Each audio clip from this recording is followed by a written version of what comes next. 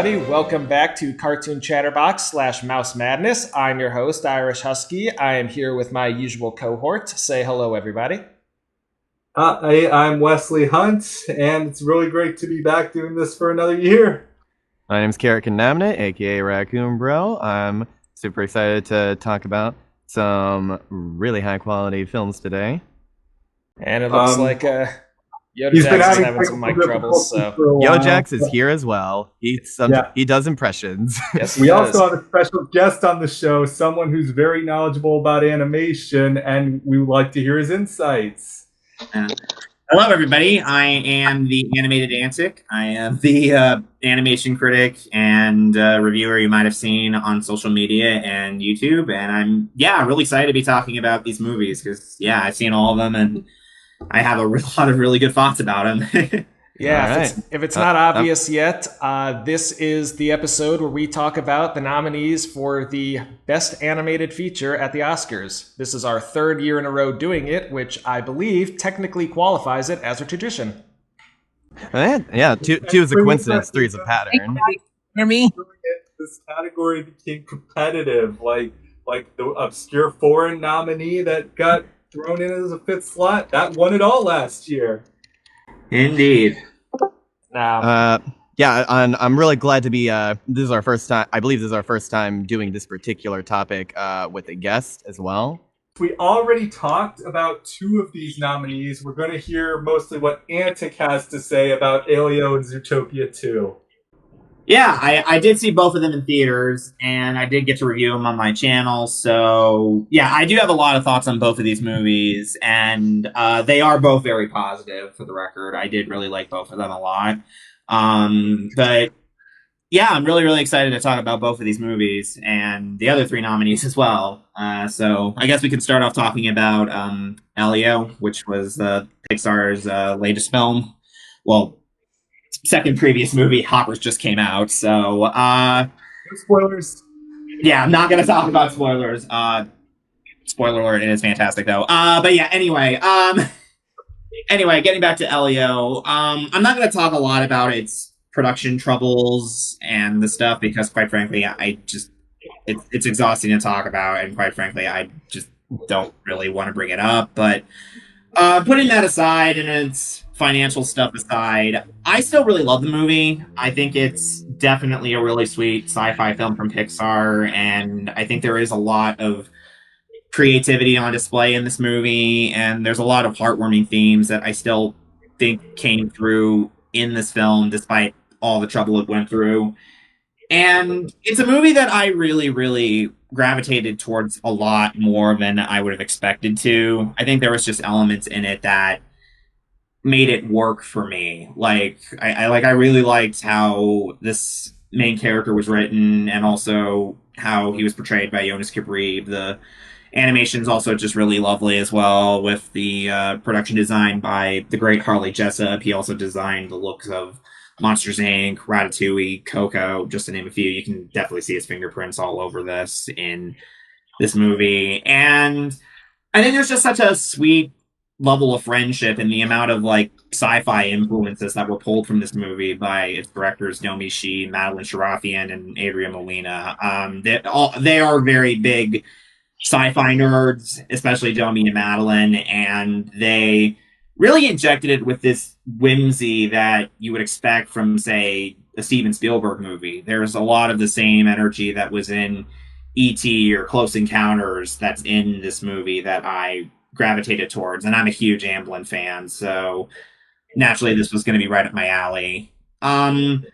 It's definitely not a perfect movie, and I'm definitely not going to call it one of Pixar's best movies, though. I think that the first act is a bit clunkily put together. I think it's a little rushed and not as smooth sailing as it could have been, but I still do really love the movie. I do feel bad that it went through a lot and it wasn't really seen by people at the box office. Do I think it's not the first Pixar movie that's had troubled productions or director changeovers? For its worth, I do think it's better than what happened with Brave or especially The Good Dinosaur. Those movies went through what I would argue was worse than this and came out worse in my opinion. But Could have been better. Yeah, there's no denying it could have been better. Do I still really like the movie, flaws and all, though? I still do. It's not perfect, but, I still really like it. I'm never going to be unhappy with a Pixar movie at the end of the day. And yeah, I think it's good. I think it's really good. Yeah. Our general consensus was that the movie was good. I'm a little less on board with it. Honestly, I did like it the first time I watched it. Second time, I think just knowing where it was going, I think the sheer basicness of it, especially at the beginning and with the liar revealed, it's not done badly. It's just, I don't know, it didn't suck me in the way that a lot of other movies had. But yeah, the first time I saw it, with the setup, I was enjoying it, but I do admit I liked it a lot more the first time when it was called Lilo and Stitch. Yeah, Lilo and Stitch is a better movie than this. Yeah, same. But also about the liar reveal thing, you're talking about the live action one, of course, right? The animated Good one. But also, last time with the liar revealed, I think I said it's one of the very few movies I've seen that does the liar reveal, but doesn't dwell on it. They just cut to the chase. Yeah, hey, Antic, you can hear me, right? Yes. Yes, I do. No, we've been able to hear you, Jackson. Okay, mind if I say something, or did you want to say something first? If you want to say something, you go ahead first. I was just when you said the liar reveal, were you referring to were you referring to Elio in terms of doesn't dwell on it, or were you referring to something that's else? what I meant. Elio. Yeah. Dwell on Gotcha. Yeah, it doesn't really dwell on it, which is why I'm not as harsh on the liar reveal trope as much as other people. I don't mind it. My stance on cliches and tropes is I don't mind them a lot of the time. My only stance is I won't like it if it's not done well. Yeah. And for what it's worth, when it comes to movies that have come from Pixar, I do think that this is... they handle this trope much better than some other studios can handle tropes and cliches. And for what it's worth, when it comes to chaotic productions from this studio, this is still a much more cohesive movie than Cars 2. Because that movie, I read a lot about that movie's production, and it is chaotic, for the lack of a better term. It's a mess. Yeah. If you ask me, there's one scene in particular that makes the price of admission worth it all on its own. And it's when they're in space and they lose communication with the conspiracy theorist guy for a bit, and it's dead quiet. It feels like you really are just floating in space, and then all of a sudden you start to hear more voices come in from the communications, all in a bunch of different languages. I mean, we're here to help you, we're here to direct you, Elio, you're not alone. That really struck a chord with me. Great scene. I really like the artful nature of it, especially with the Earth rise scene. It kind of reminded me of the opening shot of 2001: A Space Odyssey. Because the theme of this film about leaning into the idea of are we really alone in the universe, and how tying it into feeling alone here on Earth, and kind of the idea of you're searching out for all of this connection and stuff, all the way out there, and that's a great thing, but don't forget your own inner circle. You have people that care about you, and even if we are alone, as in terms of intelligent life forms out there, as long as we stay together, we are never truly alone. And I like how they consistently stuck to that message. Yeah, I'm kind of with you, Antic. When I saw the movie, at first I wasn't hooked on it. It kind of dragged a little bit, and it felt a little bit cliched. However, I always felt that as soon as Elio meets the little kid alien, from that point I consider it a perfect movie. All my problems go away. It just sucks me in a little bit more, and I do agree with that. Yeah. When he meets the movie really becomes really glued together once he meets Glorden. I do completely agree. Yeah. Yeah, all my problems with the movie stop as soon as he meets that character. To me, Glorden is the equivalent of Rowley from Diary of a Wimpy Kid. Everybody needs a Rowley/Glorden in their lives. Although nothing's going to top. Don't call me. Don't come by my house. We're done. Yeah, exactly. Except maybe the scene where he and his mom dance to Intergalactic. Although in this one, their breakup is more the threat of him dying from the atmosphere. So I get pick your poison on what you think is more intense. Yeah, and it also led to like my favorite line spoken by Brad Garrett's character. Brad Garrett, I said before, is just an amazing character actor. And like as soon as he sacrificed his suit to save his son, he just turns to Elio and just says, "Explain." I'm like, oh dear. Yeah. I also really liked the line from him being like, I don't do it as well as your mother, and he's like, yeah, don't worry, it's perfect. Like, aw. Yeah, I don't always understand you, but I love you. Yeah, like great line. I guarantee you, if How It Should Have Ended does a parody of this, I wouldn't be, or like if somebody does a dark parody of this, they'll probably do like when he shoots the clone of his kid, and like I wouldn't be surprised if someone's like, oh my gosh, no, that wasn't the clone. You actually just shot your kid, man. It's like, Although, can we also appreciate that like the little alien kid, his mother's alive? Like I thought she was dead. Oh yeah, she's just she's a career woman. Yeah. Also, shout out to Clone Elio. He gave me Luigi vibes from Luigi's Mansion 3. I dug him a lot. I really like how they end up working together near the end of the movie. He actually comes like a supporting help to the actual Elio and his aunt. And give him the Terminator thumbs up towards the end. Like, I salute you, my boy. Yeah. All right. Right. So, yeah, we ready to do Zootopia 2 now? Hey, do it. Oh, yeah. I still can't believe they didn't call it Zootopia. Yeah, points for restraint there. Or Tuopia. Yeah. Antic, you lead us off, because you're new here. Yeah.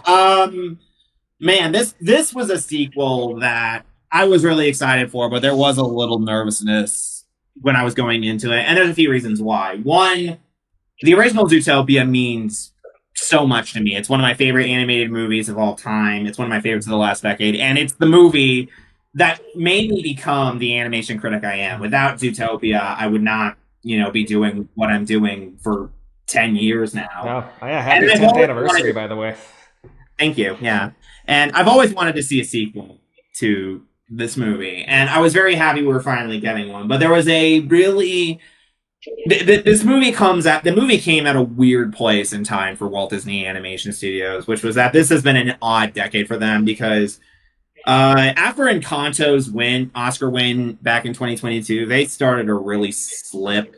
And Strange World and Wish, I didn't hate them as much as other people did, but they were disappointing movies, not as great as they could have been. I don't dislike them, but they're just not. They are not up to par. Mm-hmm. And yeah, they exist. Like, they're fine. You can watch them. I don't mind them. But they're not what I would expect from Disney. And Moana 2 was a panic move movie. That was I have gone on record and said that is an incomplete movie because it was a TV show that was badly stitched together into a feature film and released to try to win some money back. And yeah, was the movie financially successful? Sure. Quality-wise, I will never watch it again. Opposite of the Chicago Cubs, every even-numbered decade for Disney is a slump decade. Yeah. Fun fact, Antic, I had to play Fall Guys while watching Moana 2 just to keep my attention. Yeah. Didn't Dwayne The Rock didn't Dwayne The Rock Johnson actually come back to re-record Maui even though they had a replacement? Wait, did they? I don't know. I'm not sure what. I never heard that. I haven't heard that either. I need to look more into its production. I just know that the movie had a chaotic production. I know they did. I know it was supposed to be a TV show, but I always assumed that Rock was always going to be Maui no matter what. Yeah. I heard that Jess Harnell was going to be Maui, but then when they brought it to a movie, they're like, oh, okay, let's just get Dwayne The Rock Johnson to re-record slides. At least I think I remember hearing something like that. Yeah. I'm gonna need a source for that one. And weren't we talking about good movies? Let's get back to that. Yeah, let's get back to Zootopia 2. So anyway, getting back to Zootopia 2, despite my nervousness going into it, I was still excited. And then I went into it and I was so relieved walking out of this because this was absolutely the movie my 16-year-old self would have killed for back in 2016. I really adored this sequel. And I think it's easily one of my favorite sequels this decade, alongside the second Inside Out and Across the Spider-Verse. It does a lot right in continuing this movie and building this world. And it feels less like a sequel and more like this is like the second half of the first movie. Like it's it's like an essential piece of the puzzle when it continues the journey between Nick and Judy and fleshing out this very interesting but very flawed world. Like this movie's world is so inherently flawed, and that's what's interesting about it. It's an imperfect world that really does showcase a lot of the problems that our own world faces. And also it shows that this city was born out of ugly truths when we learn about its founding and the relationship it has with snakes, and we learn why Gary wants this journal as badly as he does. And also it executes things very well. I mean, it has it has some great new characters. I mentioned Gary, but the Robert Linksley is really fun, and he's a very solid character and villain. There's also Mayor Windancer by Patrick Warburton. That character was such a hoot. He was so funny in that movie. 2. I count 2. That they couldn't have cast a better person. The only person they could have cast that could have done that character as well is his own son, who does a perfect impression of his dad. Right. I saw that video of the Emperor's New Groove, him and his son recording. That was so awesome. Yeah. But anyway, by having a form of discrimination that cannot exist in the human world, Zootopia allows itself to be played a variety of different ways. So you can just interpret this more broadly as just marginalized groups, and there's more than one of those. Yeah, and a healthy bit of classism sprinkled in. Yeah. As well as history revisionism. Yeah, nepotism with the link. With the Linksleys, yeah. There's a lot of interesting things that this movie really does right. And yeah, I really, really was surprised how much I adored this movie. It was easily one of my favorites of last year. And it was definitely something where it definitely once again reaffirmed that Byron Howard is the best director working at the Disney animation right now. I mean, the guy, in addition to making the first Zootopia, he's also directed Encanto and Tangled and even Bolt, which is not his best movie, but I still like that one plenty. And yeah, there's really a lot that it does right, and this is easily the first sequel in a long time from Disney where you can really feel like they fully nailed it. And this is coming from someone that doesn't mind Ralph Breaks the Internet or Frozen 2 as much as other people do. They're not as good as their first movies, but I don't hate them. Again, there's not many films from this studio I hate. There's only like a select few where I'm like, I never want to watch this again. And I mean, you make at least 60 movies. Your catalog's not going to be perfect, but right.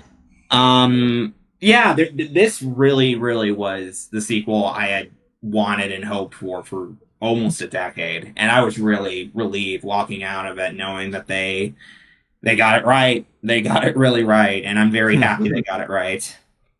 To me, I think my favorite side character in this one would probably be Nibbles the beaver. She's so funny.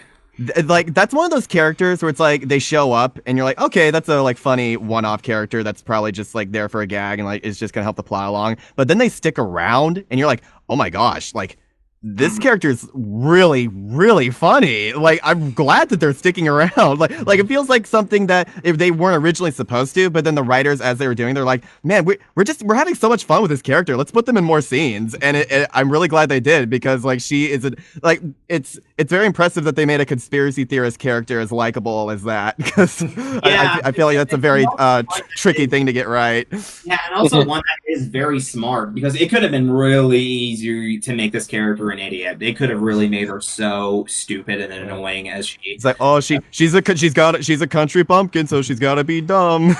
Yeah, like we got to get another let's get a dumb redneck character in there, doopity derp, and it's like, yeah, they could have done that, but they didn't, and I'm really glad they didn't. They made her like not just really funny, but just really smart and helpful. I do love that. I do love that little touch of Judy watching one of Nibbles' podcasts, and you can see on the view counter there's only 2 people watching. That's so true. Yeah. And also, like, on top of like that, when it comes to breaking cliches, I know this was pointed out by Shay Furless. They didn't feel the need to be like, oh, not everybody in this like rich, like powerful family is all that bad. Like, this guy's actually pretty nice. And you think, oh yeah, he probably is. Like, I mean, he's played by Andy Samberg. He seems like he's a pretty likable dude. But no, like that twist like actually really got me. And he doesn't like completely change his personality after the reveal. It feels like a natural progression of it, and the idea of him just being like, no, I mean, like, yeah, I'm still a goofball, but like I'm also I want to be like my family. Like, I don't want to change. That line pretty hit hard. He's not gonna rule Zootopia in his family's name. He's gonna rule it for himself. Yeah, like the bits where like he immediately just sticks that needle inside Judy. I'm just like, oh shit! Oh no! Now he's a bad guy. Mm-hmm. And Samberg really handles this character well by showing just the goofy likability to him. And then when you find out he's a villain, you do get this. You do feel betrayed in a sense, because like you feel like you built up this trust with him, and then all of a sudden, no way, he's no better than the rest of his family. Like, yeah, he's goofy, and he might not fully be as problematic as his awful father and his awful siblings, but he's still in their blood. He still wants to be recognized by them. He's not just because he's not nearly as bad as them doesn't mean that, he's not still bad. It's like he wants to be as bad as them, but like he doesn't know how to go about it, and like that is ultimately like what leads to their family getting found out. His own like reckless need for approval. Like, if he had just like given that letter to his dad, like then they could have just destroyed it right away and they would have won. But because of his need to go above and beyond with like revealing it all like from the ground up, that's what ultimately led to their downfall. So that was another interesting angle to look at it from. Yeah, it's really interesting when you approach that, when you see that his kind of stupid, and it's a good way to showcase the flaw in a villain. How like villains, like antagonists and villains need to feel like they have to be having the edge over the protagonist, but they have to have one massively inherent flaw to them that takes them down a peg, and that's what it worked out. Auberg is that it seems like he has a lot more power over Judy and Nick because he's this son of this wealthy, rich family, but his own stupidity at trying to really cover up this hidden conspiracy and wanting to really go the extra mile in doing some stuff is kind of essentially what leads to his own undoing. Like again, like you said, if he had just given the letter to the father, then the whole thing would be over, and there would be essentially no movie, and that whole thing with the snakes would still be like this, hidden conspiracy essentially. And I think that's a good way to approach your movie and the way it's writing. And that brings me to another point that I want to make about why I like this movie. Jared Bush's script is very, very strong. I really like how well written this movie is, especially the moment where, like, I said this to my friends, I said, the bit where Nick is just fully confessing to Judy that he needs her, like, I'm like, jeez, that is writing that genuinely makes me jealous as a screenwriter, because I'm like, man, I wish I could write that good, And then it felt very in character for Judy to respond with just like... I would have given Zootopia 1 a screenplay nod. A bit surprised it went there. Also, both Zootopias, I feel, are among the rare Disney movies that earned their PG rating. Oh, for sure. Yeah, because it deals with situations and has some language you wouldn't expect in a G, so they really do go all out with there. And it felt very in character for Judy to respond right after with like a total word vomit of everything she'd been holding in, and if that was very satisfying to like see it all like get off their chest. And that's ultimately like what and I'll say this now, that's what made me prefer this one slightly over the first, because not only do I find the story itself more engaging, like I love the mystery aspect of Zootopia 2 and like uncovering everything about this insane cover-up, but also just the relationship drama between Nick and Judy is insanely compelling and very believable too. I thought I used to think this myself, and admittedly, it could have been communicated better. But a lot of people assume that this film takes place a week after the first one. No, it takes place a week after Nick's graduation from police academy. So technically, yes, it takes place a week after the first one, but like, graduating from police academy, that takes a long time. So there's a bit more experience under their belts than you might assume from like the 1 week anniversary dialogue. Yeah, if it's anything like the American Police Academy, it would have taken Nick about 6 months. Yeah, exactly. Yeah, and also like the flashback in the opening shows that, not just the fact that, it shows, not just the conspiracy of the night, how it's getting uncovered fully. And because the first movie ends with Bellwether just being thrown in prison, whereas here we actually do see that Judy testified against Bellwether when she was on trial for, her crimes. Mm-hmm. So obviously trials take forever. So that's another reason that showcase it didn't take immediately 1 week after. Like Nick did not just immediately become a cop 1 week after he applied. Right. So, yeah. Also on that topic, Bellwether is freaking hilarious in this movie. She's way more entertaining here. Yeah. I like that they really just leaned into her being just chaotically insane in this scene. Yeah, it's very fun. She had like 30 seconds of screen time, but she owned it. Yeah. I appreciate that. It's always a good use of Jenny Slate. I don't like it when Jenny Slate is wasted in a bad anime movie, so seeing her get to use her comedic chops very wisely in this was fun. Because she is a very funny personality. Oh, for sure. Well, we started this a year earlier, then we could have talked about Marcel the Shell. Sad. I love that movie. Love it too. Great movie. Also, shout out to my friend who is one of my IRL friends who's big into WWE. I told him about how Roman Reigns and CM Punk cameo in this as the Z-Bros in this film.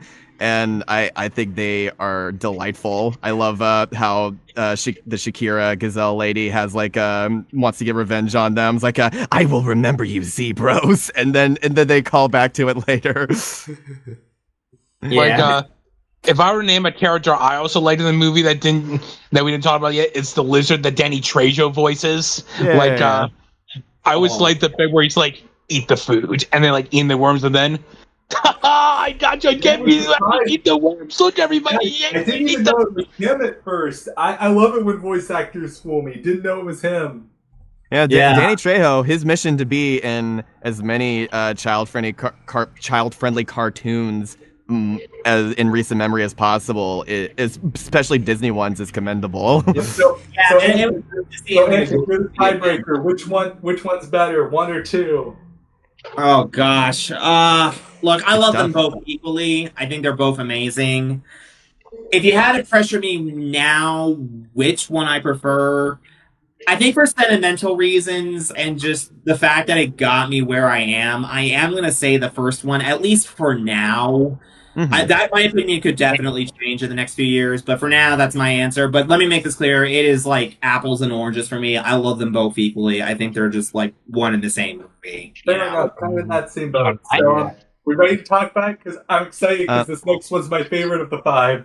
I guess final note, for people that say Disney is so back, remember that don't let yourself be fooled. You just really like Jared Bush and Byron Howard movies, okay? Don't let yourself be fooled. It's also a sequel, so I take the wrong ideas away. Yeah, we'll see what happens with Hex. I've heard good things about it behind the scenes, but yeah, we'll wait and see what happens with Hex. Mm-hmm. Yeah, Once Upon a Studio, that was like an amazing short, but it was just one short. Yeah, true. 7 minutes. Yeah. All right, so, I'm ready. Let's do this. Is one of my favorites, Little Amelie. This was yes. Made for me. I love this movie. I really love this movie. I love it a lot. I watched this last night just as a recap, and it was even better the second time. I had an old fashioned while watching it. I always drink to get emotional scenes to affect me even more. Guys, I was bawling by the end of this. Aww. But also, the real little Amelie and I share a birthday. Oh, that's fun. Yeah, That's because this is based on a book that's essentially an autobiography of Amelie's childhood. Right. I read the synopsis on Wikipedia. It's basically, I didn't actually read the book, but from what I can tell, it's basically like a direct translation. Like almost nothing was cut out. I can't tell you if anything was added, but yeah, it translates very well to a film like this. It does feel like you're reading a storybook to a child, especially with like the art direction and the way it's narrated. Yeah, it feels like a lot of special important things like the communication barriers, what you see when you're a child. It really captures the idea of a memory very well, just recalling those snippets of your life and more about how you felt than what happened. Mm-hmm. Yeah. And I was really enraptured at how gorgeous this movie is, and not just on a visual level, although the animation is incredible, but just the writing itself is so strong, especially with the way that we see this introduction to her world from her point of view. Like, this is a movie that showcases childhood innocence in the most honest way possible. And I've said this before, but movies need to be honest. Every film has to have a bit of honesty that's present in it. And I think this is one of the most honest and genuine films I've seen in recent memory. I think this really captures this sense of childhood nostalgia and this introduction to the world in a way that only animation could provide. And I was really enraptured in this movie. Full disclosure, this is my favorite animated film of last year. I was blown away by it when I saw this film in theaters, and I was really at a loss for words when I was walking back in the car in the parking lot in the movie theater, and it was like, oh my god, I just saw like a new animated masterpiece. Like, I was convinced I had seen something really great, especially with the way that we are shown this world from her point of view, and how the bonds that she makes with maybe members of her family, and especially the housekeeper. And it leads Nishio-san. Nishio-san, yes. And it leads to so many brilliant moments that capture the honesty of life in a way that animation can only provide. And I think the other thing that I really especially love about this movie is that this is honest writing from a child's perspective. Because I noticed this last year, I have gotten a lot more picky about how children should be written in movies and shows, and teenagers as well, because I'm a huge coming-of-age film fan. I think that might be my favorite genre of movie. And I've seen a lot of movies that think that children can be written as narrow-mindedly and as archetypally as possible. I call them cereal box characters. Like, they're just characters you can pull out of a box, and that they're, like, presented on screen. And I think that's especially dishonest. Children are not people you can pull out of a box. They're not fully formed, and they have this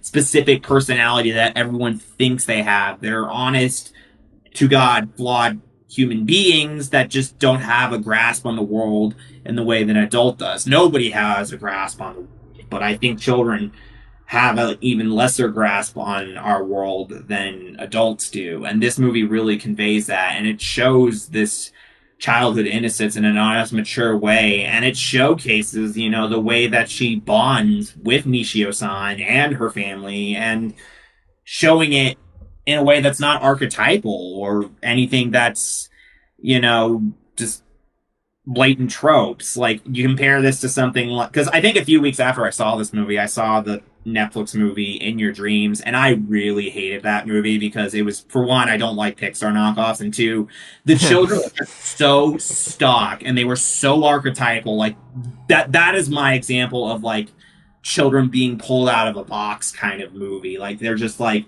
what writers think children are like, whereas this is honest. This has writing that feels honest. And the way that she sees this beauty with the koi fish and just the beauty of living in Japan and also the beach and just the relationship that she grows with Nishio-san and also just the relationship that she has with her older brother, because that was the other thing that really stuck with me, was that she, you know, her older brother really picks on her a lot, like brothers do, and that she thinks that they're, you know, useless and whatnot. But then she nearly drowns in the ocean when they go to the beach, and it's revealed that he saved her, and she ends up really seeing him a lot more differently. Like, yeah, you know, he can be annoying, he's a sibling and whatnot, but at the end of the day, he's still her brother and he still loves her. And I think that was something that was really sweet to see in a movie like this, and very honest and genuine writing. You know, I think that's something that we need to see a lot more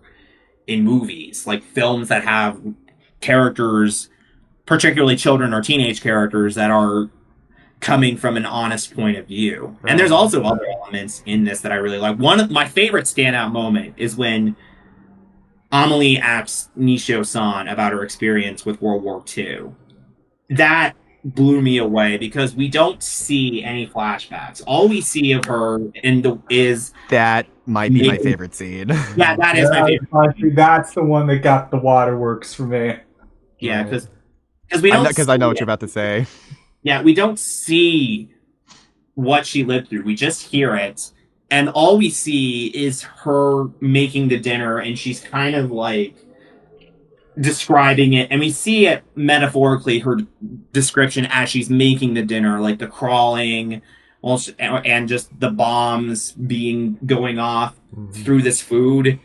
And it's genius. Like, it's so good. Yeah, it's like we're digging through the underground, and she's like getting through the rice or whatever. You don't see it, but they make you feel it. That's really hard to pull off. Yeah, you feel it, and above all else, you get this idea on what it's like just through this visual metaphors. Like, you're like, you can tell that this was rough from her just through the vicious metaphors of her tending to this dinner, and it's genius stuff because it's a really good way of blending dialogue and visual as well, and a good way of showcasing this idea on what it means to show something in a movie. Like obviously the common sense for movies is that they're visual mediums. You should show, don't tell. And they could have very easily done flashback sequences for this. No, but that would have cheapened it. No, that would have very much cheapened it. But the fact that they showed it through these visual metaphors enhances her strength because we don't need to see it. And again, it's from Amelie's point of view. Yes, exactly. So it enhances it. It makes her get an idea on what it could be like. And that's it really is. It's so interesting, like seeing everything like from like that childhood perspective, because like especially when you like take into account the moment that happened right after, and we just like her dad is crying, like that's the first time we've seen him cry ever, and like that's the first time Amelie's ever seen him cry. It's very confusing. Like, why on earth would this like giant human being who's like been like there protecting me and like been like so steadfast, what's causing him to cry? And that's when she learns about death, and she doesn't understand it at first. And like when I found out that like Claude died, and it's just like it's like laid out on us like that, I'm also like in kind of like from Amelie's perspective a little bit there. Like I'm like confused. I'm shocked. Like, wait, what? Oh my gosh, she died? But like it's like I'm having to process that in the like same amount of time that Amelie is, because like she is like wanting to learn about the world.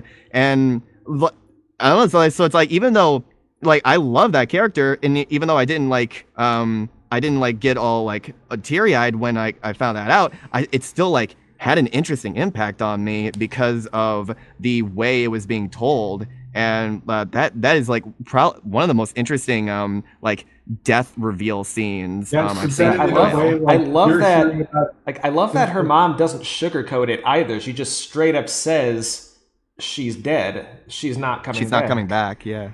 Yeah. And then we get that really amazing scene where she's kind of in the in-between area after she falls into the koi pond, where she gets this vision of her grandmother, and gets a kind of a brief talk with her and how, this grandmother reassures her in this mysterious place. And it's like this white ethereal place, and she's kind of like lying down and floating in a sense. So it's not like this weird heavenly thing. It's more like a weird bubble area. And it really works well. Like there's this idea, because it's because the movie is told from her perspective. It's mainly about what she thinks she sees. It's not on how the world actually is. It's just what Amelie thinks she sees during that moment. And that's a special reason why this movie is as amazing as it is. It's not just showing childhood innocence from your standard point of view, like because this is very much in a first perspective point of view. It's very much not. Yeah. It's not, from the. You're not looking on the outside from it. You're looking in the inside. I find it interesting that Amelie has two different voice actors, one for the narration and one for like human Amelie. That kind of like even leads more credence to the idea of her having an out of body experience with a lot of these scenes, like especially that when she like first talks and she's like, I'm going to correct them that they're calling me a baby, but I'm God. But like no words are coming out. What the heck is happening? And I wonder how many how relatable is that? Like who among us hasn't thought they were God at some point in their childhood? Am I right? Because you can cry, you can carry on, you can get your parents to do whatever you want for you. Yeah. It's kind of like how cats probably see themselves, if we're being honest. Yeah. Yeah. The whole idea of the narration being different from the actual voice kind of gives me Christmas Story vibes. Oh yeah, yeah. There is some sense of Christmas Story atmosphere to it. Mm-hmm. Yeah, where it's nostalgically looking back on this point in your life. I love this line at the very end where she says, "When you're 3 years old, you see everything and you understand nothing." And I think the whole movie really does reinforce that point. Like she's just interpreting the world in her own, undeveloped way, with the guide of her parents and of course Nishio-san. And when things are being taken away from her, like when her grandmother dies, when Nishio-san ends up leaving after the fallout with Kashima-san, and then the revelation that they're going to be leaving Japan to go back to Belgium, all she knows is that everything that she held dear to her was being taken away. She doesn't know why. Yeah. And I think it makes that revelation when she's in that ethereal realm that even if she can't explain why things are taken away, she has to enjoy them while she still can. Yeah. Mm-hmm. And I love the final line too. I'm not God. I'm a human. And if you ask me, that's far more interesting. Yeah. Wow. Just really cuts deep. But yeah, it's just this movie is so great. I love it a lot, and I'm really happy it got nominated for the Oscar. I was really rooting for this to get nominated, and I was so happy to see it here. It's just so good. I'm curious, which languages did we all see this movie in? I saw it in English. I saw both versions. Ah. So most of us saw it in English. In that case, I want to give a shout out to the Naive Post cast for this. There are a couple of recognized. If any of you are familiar with the anime scene, there are a couple of familiar voice actors here, like Brett Mackay playing the dad and the radio announcer. He's in a lot of anime like Demon Slayer. And Francesca Callo is a voice actor who I've known from a Death Battle episode, and she was Nishio-san. And like between her and Claude, like those are definitely my two favorite characters here. She gave a really awesome performance. So I'm happy to see the English dubbing cast like get this kind of recognition. And honestly, when you watch it in English, it's one of those English dub films that it really doesn't feel like it feels like a prelay production with how seamless the dialogue is with the lip flaps. Like I I assumed at first that it was animated to those vocals, but it's not. It's just like it's that good of a localization job, and so like serious props to them for that one. Yeah. One last thing I want to say about this movie. Amelie's mother is a professional piano player, and at times when we see her playing, the notes that she's playing actually match the notes that are being heard. Which is I was wondering if that was going to happen. It is not common in animation. The only things off the top of my head I can think of that have done that were the piano scenes in Soul and the drumming in Family Guy. Cat Concerto. Remember Cat Concerto? Coco. Right. Jerry Short got it right too. It's amazing how like so many things anime wise, like what's been talked about a lot recently in recent years is piano playing. Shout out to Death Battle again. Ruby Rose versus Maka Albarn. They had a piano playing scene for the Soul Eater side, and they did accurately do the piano notes there as well. Yeah, one of my favorite genres of YouTube video is where they show an animated scene and then they show how it would actually sound if it were played the way it were animated. Those are great. Do you guys think that now that this film is released, Jaden Smith finally has validation for that one tweet he sent a while ago where he said if newborn babies could speak, they would be the most intelligent beings on planet Earth? Yep, totally. I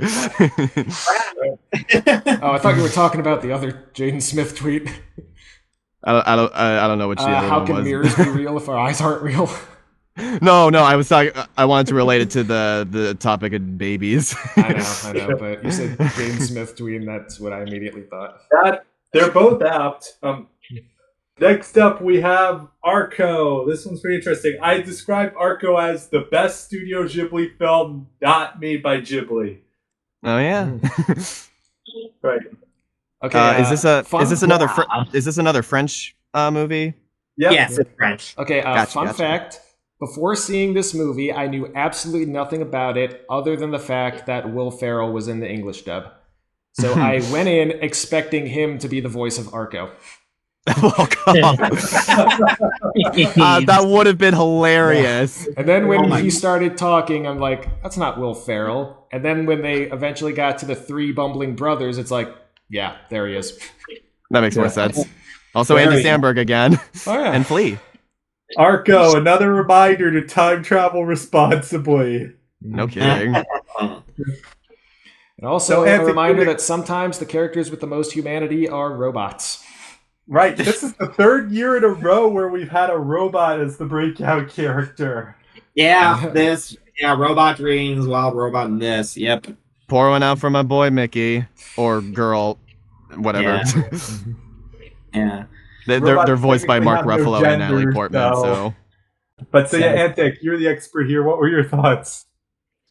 I have interesting thoughts about Arco.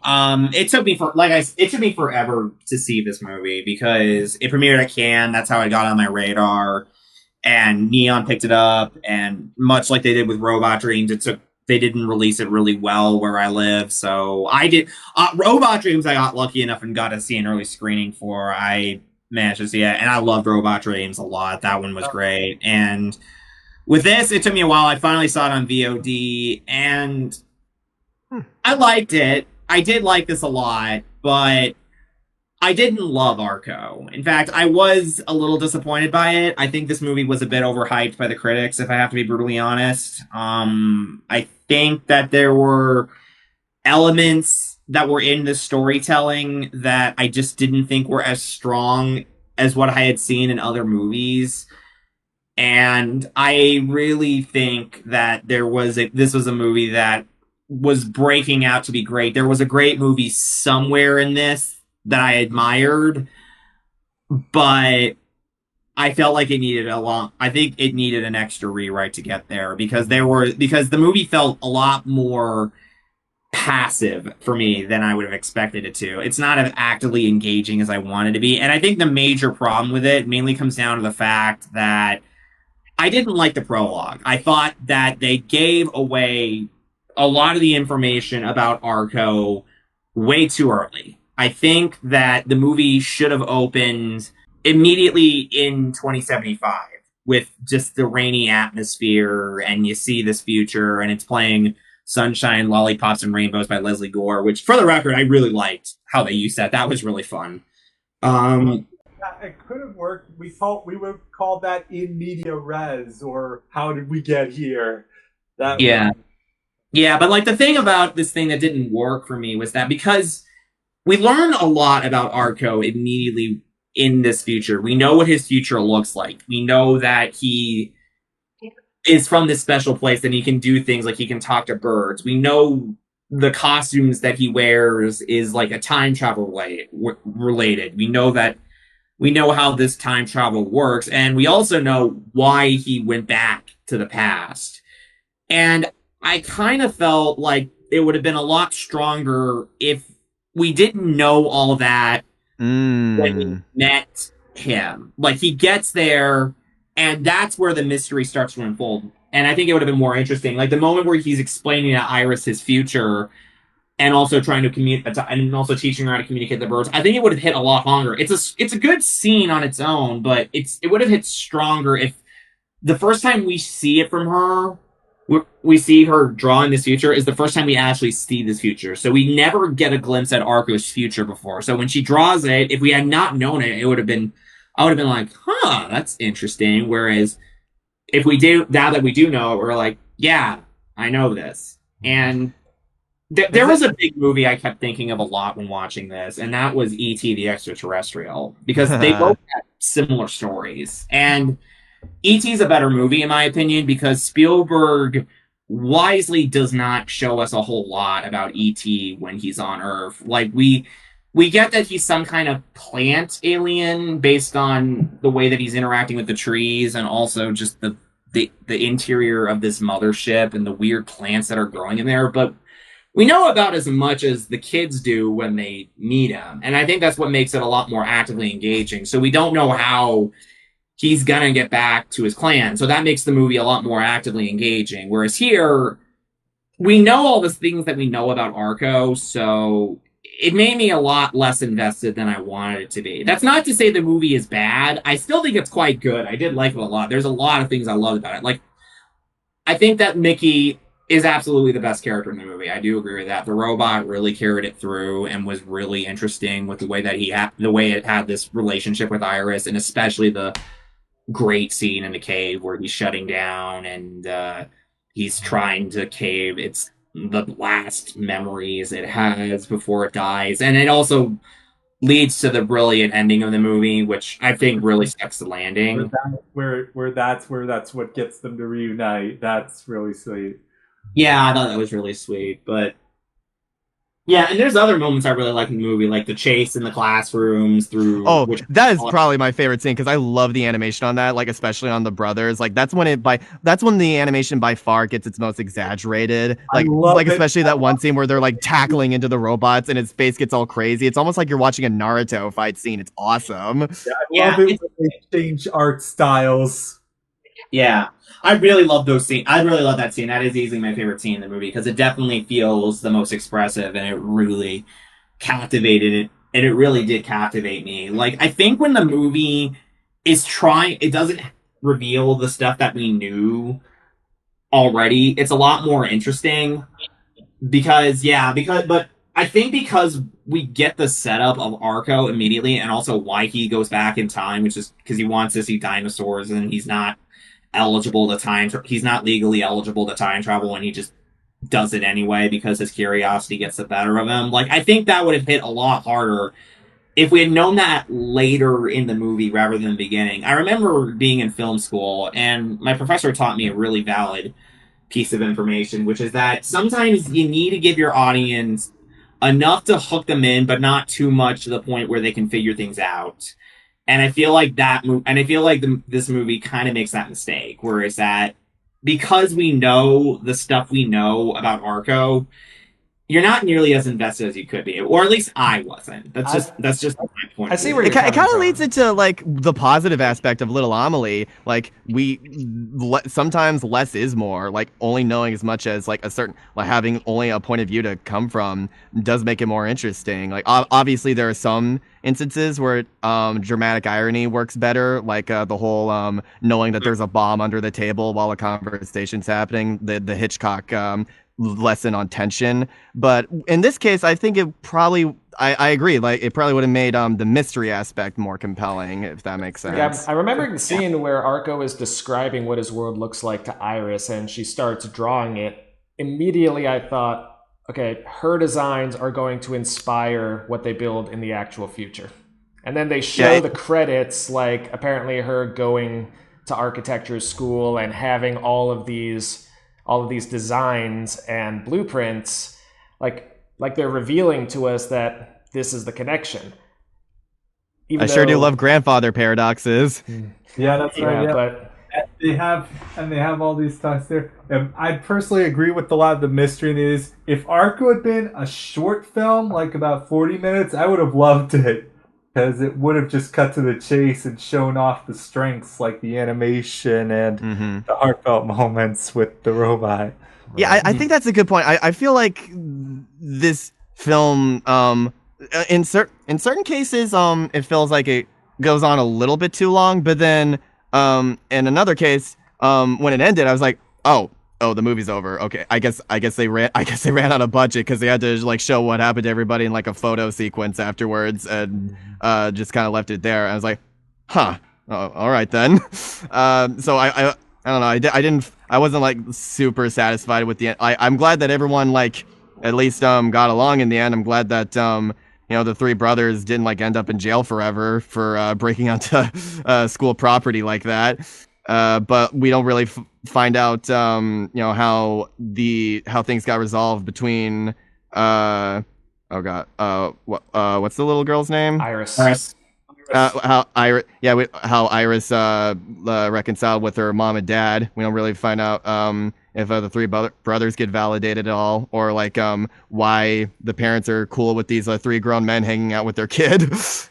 Yeah, like there's a lot of like watching Arco really just kind of showed me why E.T. is a stronger version of this story, because both movies have the same thing. Like Arco and E.T. both have a main child protagonist who kind of has this empty void with the parent being missing. In this case, Iris's parents are both missing, whereas in E.T. the father's missing, just recently divorced and whatnot. But I think it works a lot better in E.T. because I don't think it's nearly as contrived, and above all else, I think it really does give the Elliot character a lot more of a bond for E.T. as this missing force for, trying to get into terms with this divorce, whereas with the Iris character, I think because she's still communicating with her parents often, and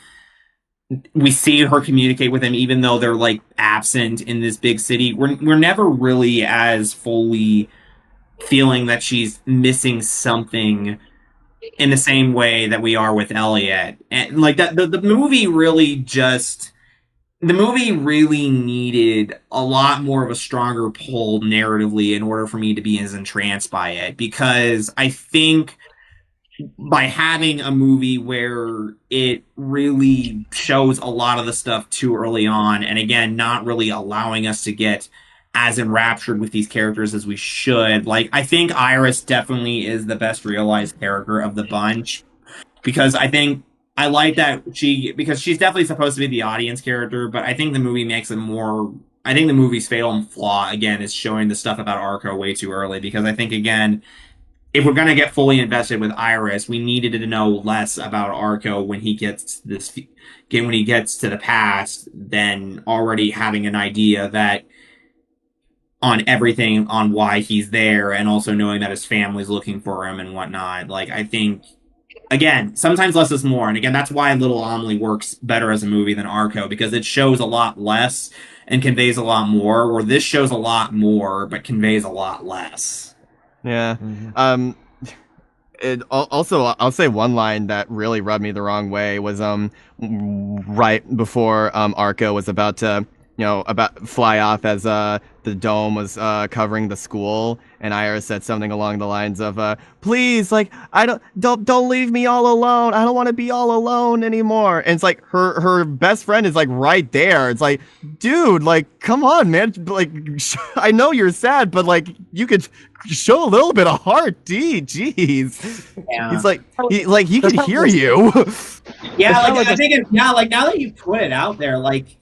Again, thinking back on E.T., like, the Elliot character is kind of being bossed around and pestered by his friends. He doesn't even really have friends his own age, so it's kind of another reason why he gets a stronger pull with E.T., whereas with Arco, because Iris already has this best friend that she can talk with, it's like, yeah, when she says that, you're like, you're not all alone if you have the freaking best friend and also a robot that wants and also your brother. You have a baby brother. Yeah, it's just like, come on, like, what? Oh, what? Like, she's a kid. It's okay for kids to be dumb. I think that could have been more ironed out. And also, I would have liked more scenes with the three brothers. Like whenever they were on screen, they had a very entertaining chemistry. Also, I would have liked to learn a bit more about them. Up for the Oscar this year. Sorry, what'd you say? Andy Samberg gets his second movie on the yeah, exactly. Two animated movies for Samberg are nominated for the Oscar. What do you know? You know, guys, the way you were talking about the one scene reminded me of a scene from The Simpsons where Lisa Simpson swore vengeance against Sideshow Bob for Snowball, saying, "All right, now this is personal," and Bart is like right there saying, "Hey, he tried to kill me, you know." It's like you are the last person to talk. Yeah, it's Will Ferrell, Andy Samberg, and Flea of all people.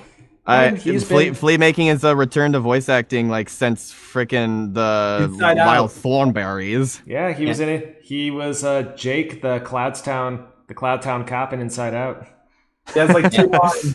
Really? Yeah. And then Flea has occasionally acted on, and Flea has often acted on occasion. I mean, he was Niels in the Back to the Future sequels, so it's not like I was surprised to see him in this movie. It's like he's usually a fun presence, and yeah, him with Will Ferrell and Andy Samberg, it's like, yeah, they work really well as these three brothers. They are very well cast in this movie. And geez, now they know that like Andy Samberg was in the Wild Thornberries. Like, it's kind of like Flea was in Wild Thornberries. Not Andy Samberg. Oh wait, like I was just gonna say, like, he was also Will Ferrell, who was also in this movie, was also in Cow and Chicken, which is true. Oh, you know what? I can see that. Yeah. That did come out around the time when he started getting big, but like wasn't too big. Yeah. He was on SNL still then, so he was still doing Alex Trebek at that time. I think so. Maybe. Yeah. I think Alex Trebek was one of the first characters he ever did, or like impressions, I should say. Right, it was after Alex Trebek, but before Elf. That was Cow and Chicken. Okay. One thing I want to get y'all's opinion on. How do y'all feel about the emotional twist of like when he gets reunited with his family? They're all like really, really old. Oh, that got me. Yeah. I thought that worked. I really liked it. Better I was than like, right damn. here. I'll say that much. You guys definitely got me. I did not expect that to happen. But like, man, this kid is gonna have a very interesting childhood going forward. That is rough. Like, I'm wondering though, if they could have gone back. If they could have gone back to like right after he left, told the younger version of the family, by the way, he's in this time period. I'm sure like time travel shenanigans probably say that they can't. Yeah. Probably. Don't want to disrupt the space-time continuum. Or I don't know, take Arco back to the time when he left, so it's like they never even notice. Take him back in time. First Thanksgiving. Or send him back to the future. Don't you mean back to the past, Arco? to play the crappy games that suck ass. We're going. We don't roads. Yeah. Well, and then we can round it out with we're back at Dinosaur Story. Oh my god, we're back. Yeah. Oh, I love that movie. We're going roll back the clock. Yes. Okay. All right. So I think that's everything I had to say about Arco. I am looking forward to the sequel to Arco, Pizzicato. If you're a string player, I hope you appreciate that joke. I'm a guitarist. I think I'll have to look it up. All right, so I'll just explain it. Arco for violin or cello and stuff like that means playing with the bow. Pizzicato means plucking the string. Oh, so every guitarist does pizzicato. By default, yeah. Although cool. I think the guy from Sigur Rós uses a bow on his guitar. Oh, Jimmy Page used a bow on Dazed and Confused. Cool. But now we're up for the main attraction. It's kind of good we're talking about music now, because this is a musical. Yes. Yep. All right. This is, in my opinion, K-pop Demon Hunters is bigger than Frozen was at its peak. Like, that is how nutty the pull of this film is. And if it had gone straight to theaters first, who knows how much it would have made. And so you can measure that by the way its soundtrack performed on the charts. Because Let It Go, I think, only peaked at number 5. Golden was a number 1 hit for 2 months. Granted, this was a year where basically nothing was happening on the charts, so take that with a grain of salt. But I'll take it over freaking Alex Warren at the end of the day. True. But still, they're the first. Yep. I don't know if you call them a fake band because they're real people, but they're the first virtual band to have a number 1 hit since the Archies. Yeah. And also, like, a shout out to Twice, who is a real life K-pop band, like getting to sing the end credit song for this, and also getting a shout out in like the Billboard thing. Like their band's name was right underneath Huntrix. Yeah. Right. Yeah. Literally, there are 8 songs in this movie. They're all bangers. Literally. Also, if you look up K-pop Demon Hunters right now on Google, it gives you a scrolling text that just says couch, couch, couch, couch. Literally the only part of the Thanksgiving parade I saw was when Huntrix performed Golden, and it was beautiful. Oh, it was great. I was pleasantly surprised by this movie, if I to be honest. Yeah. Like hearing it while I'm working out at the gym, like hearing Golden play on the radio speaker is so jarring and makes me so happy for everyone involved. I really love that a Korean-led film like this is having such worldwide appeal. I think that's such an awesome win. A lot of people really didn't like how Golden's basically a solo, but that's the whole point of the song. It's Rumi's "I Want" song. Mm-hmm. Yeah, it's interesting how like they make it feel like a musical still, but also how all the songs still feel like K-pop music that you would hear on the radio. Like being able to weave that into the story is very impressive. Also, pointed out to me that this is basically the animated version of Sinners. No, You're not wrong.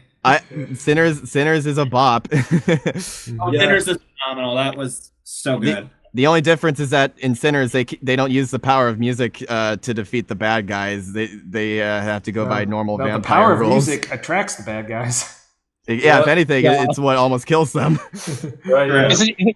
I guess it's not like that Aerosmith video game where music's the weapon. Don't give up. Yeah. So, what surprised you about this movie? What made it better than you expected?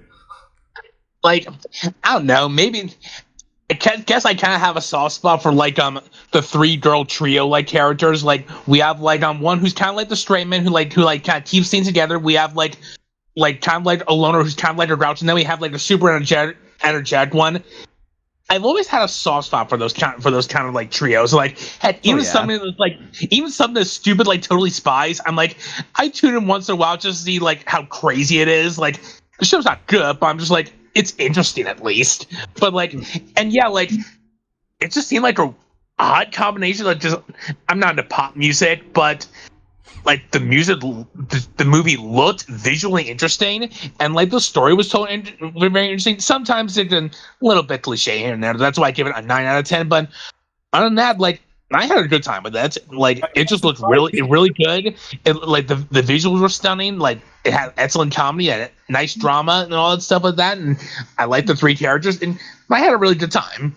Yeah, what surprised me about this movie is how it got a PG. Watching it blind, I thought for sure it was PG-13. Yeah. I did hear that they wanted to make it a little darker behind the scenes, but I don't think they could. Right, yeah, Sony, the studio that made Fixed, so they could go all in if they wanted to. Yeah, I hope they do with like future media get a little bit more edgy with it. Right, yeah. But Ruby's pretty awesome because she's another one who's about being the outsider. You're the odd one out, and she really captures that feeling.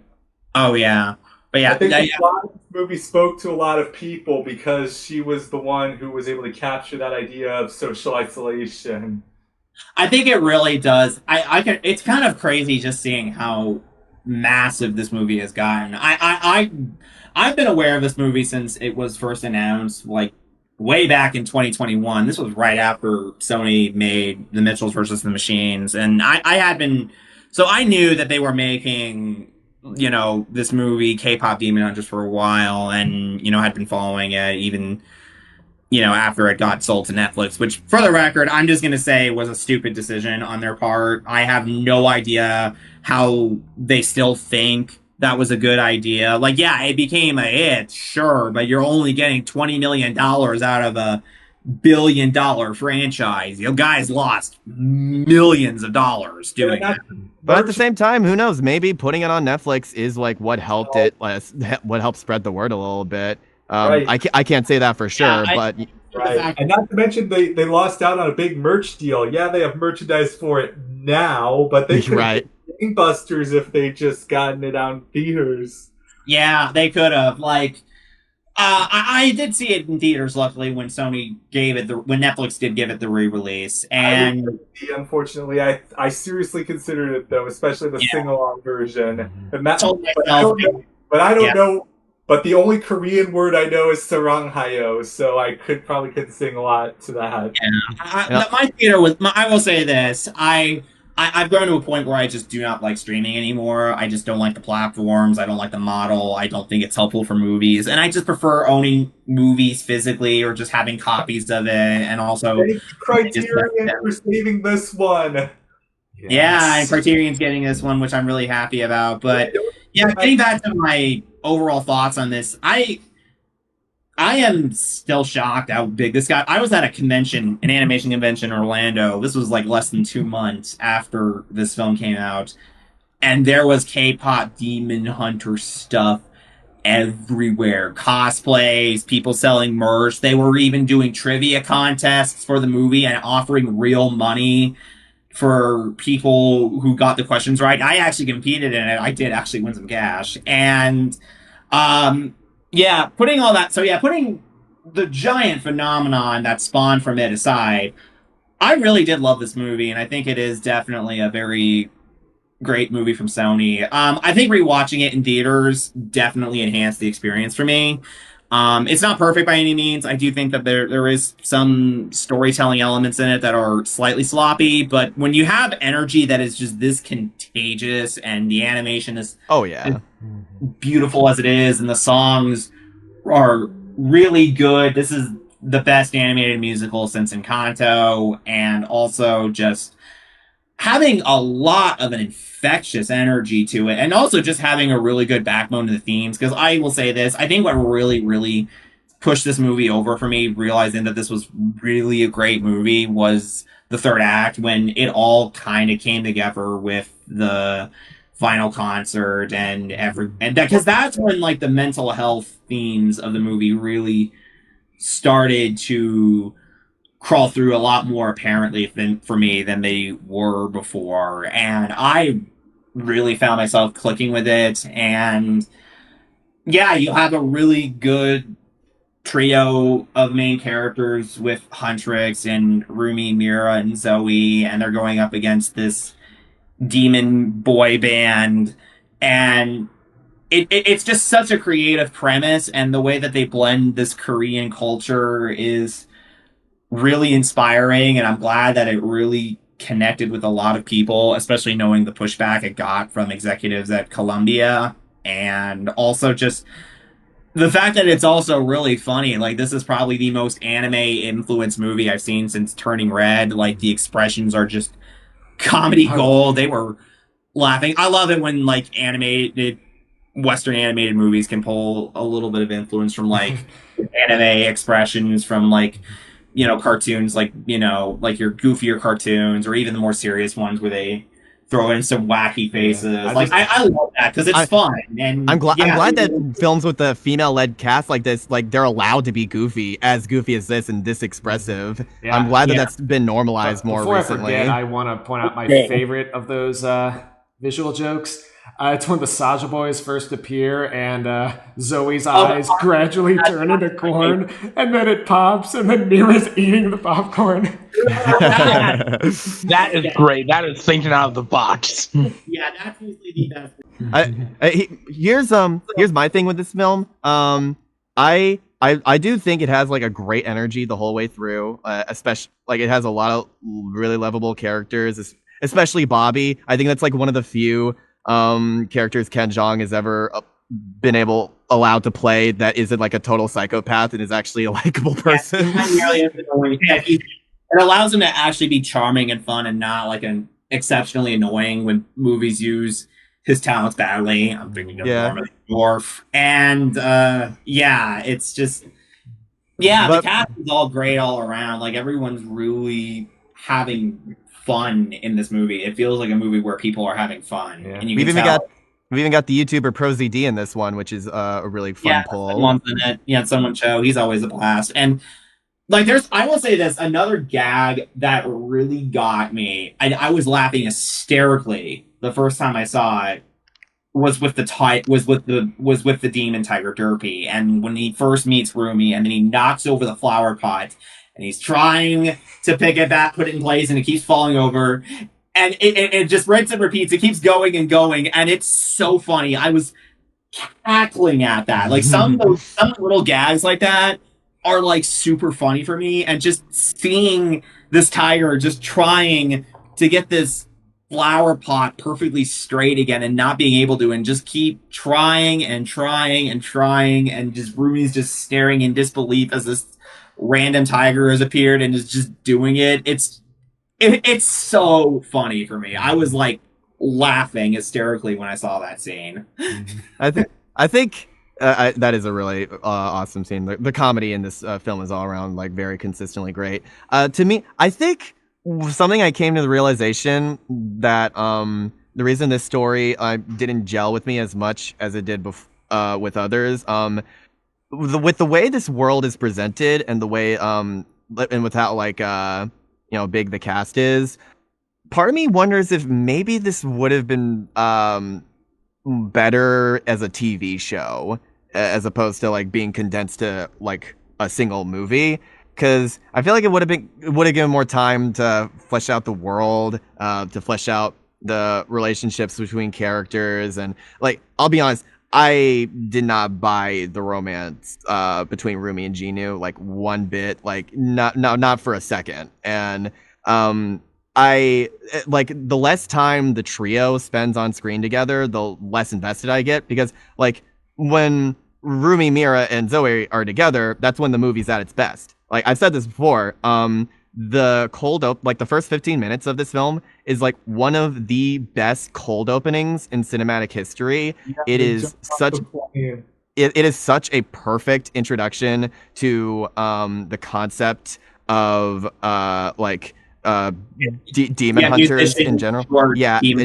And how it's like been passed down generation to generation, and how it's done is my favorite song on the soundtrack, straight up. How it's done is great. And another thing I love about this opening is the exposition that they reveal for the members of Huntrix. Like, the thing that they cleverly do is they show it interviewing their stands. Yeah. And they're all like really crazy, energetically excited, and they know every detail about them and are just blathering information about it. And it's like, that is perfect. It makes absolute sense that that's how they reveal the exposition. In this world of social media with like where interviews happen all the time, it felt supernatural. Right. Yeah, it felt super, especially to interview like, crazy fans that know all of this very well. So, and yeah, they're showing it through this interview. So yeah, it feels so natural and doesn't. They're going to be taking a break after this, which they super deserve, but we're really going to miss them. Oh my gosh, it's starting!